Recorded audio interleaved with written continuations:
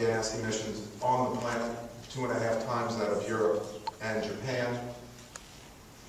And what we're talking about tonight has a direct impact. As we build more drivable suburban places, the quality of life declines. The average American household spends 19% of their total household income on transportation. The vast majority of that is to maintain, fuel, insure, and park their car. If you break out that data, if you disaggregate that data, the drivable suburban households are spending 24% of their household income on maintaining a fleet of cars, because every trip out of their house, they must use a car. If you look on the right, you'll see that I'm not real good at these slides.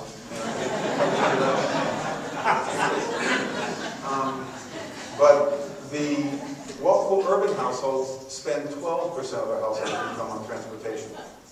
And the difference between that 24% and 12% is $700 billion per year. That's half of what we spend on healthcare. And that money could be put to different purposes. It could be put into your house, it could be put into your kids' education, or it could be put into the most un-American of all things, savings. There are 5 types of walkable urban places. One are, of course, the traditional downtown Seattle. Second is one of the most fascinating types, which are downtown adjacent. We are in a downtown adjacent place, Capitol Hill. And of course, South Lake Union is a downtown adjacent place. You can have downtown adjacent places all scattered around the downtown. It's like the aircraft carrier with all the support ships around it. They generally have lower density, very unique character. Then we have suburban town centers, like Bellevue, like Kirkland. Fourth, we have probably the most important of what we're going to deal with over the next generation, the redevelopment of suburban strip malls and strip commercial in general. There are 10,000 dead or dying regional malls and strip malls in this country. And Ron Sher has shown one of the great models of how to take a dead or dying strip mall and turn it into a community center. And then finally, the fourth is greenfield development, so-called lifestyle centers, what we will say called lifestyle centers. I don't know who made that up, that's goofy. But, and you may not like these are sort of the Disneyland of walkable urbanism. But there is a market for it. Washington, D.C., believe it or not, is the model. There's more walkable urban places in this country in Washington per capita than any place. And the numbers show that there is 4 to 6 walkable urban places per million of population, based upon the Washington example. I think the main thing that a developer should and can do is listen to what Chris is saying about these trends and how things are changing and how you're creating all this additional value. Places where people want to walk and want to live and want to gather. And I think the developer really has to be the kind of developer who cares. There are some who don't care what they leave behind them. Those we refer to as developers without soul. But the ones who are doing it, and they should be finding out how they can, by virtue of the projects that they're going to do, they will actually enhance the neighborhood that they are going into. That they're going to take it along this spectrum from marginal to walkable, and by taking it along that spectrum, they're going to create more and more value. So they have to look for opportunities and infill in places where they can enhance the projects. Once you create this energy and this critical mass and this civility, the neighborhood gets better and better. So a responsible developer should look for places that can happen, because if they do, essentially they're going to get that differential in value that will happen to the value of their real estate. Most of you know South Lake Union, as it's sort of loosely defined.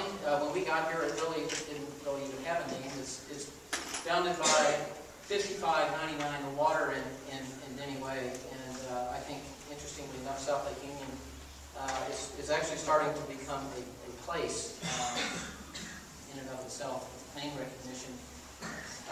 Today, the real estate encompasses about $2 billion in investment. Again, primarily this is South Lake Union.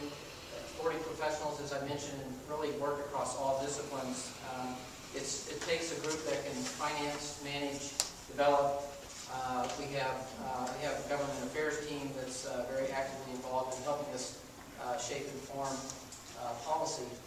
And the bottom piece is that as a group, the philosophy very early on within our team was one around making South Lake Union something special and unique around sustainability and green practice.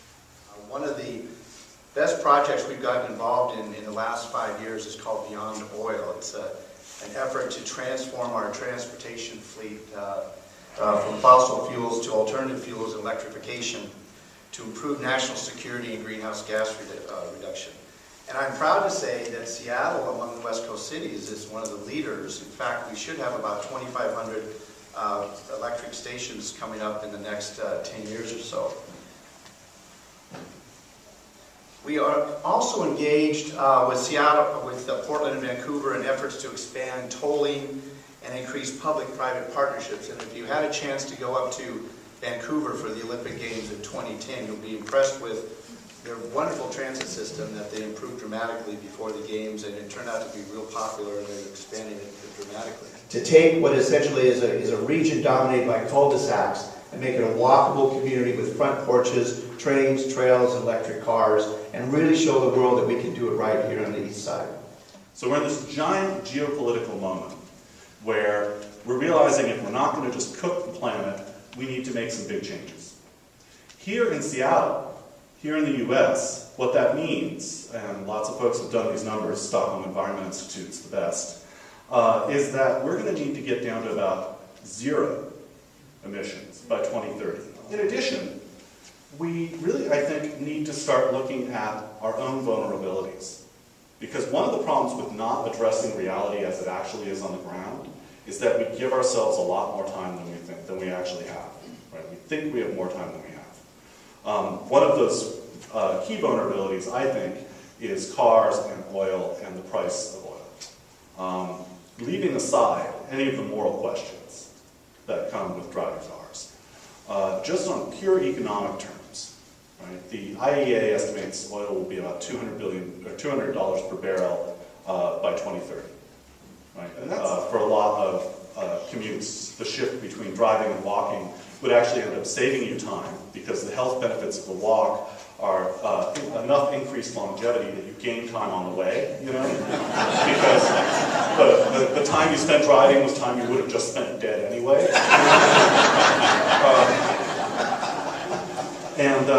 You know, there are lots of these things, right?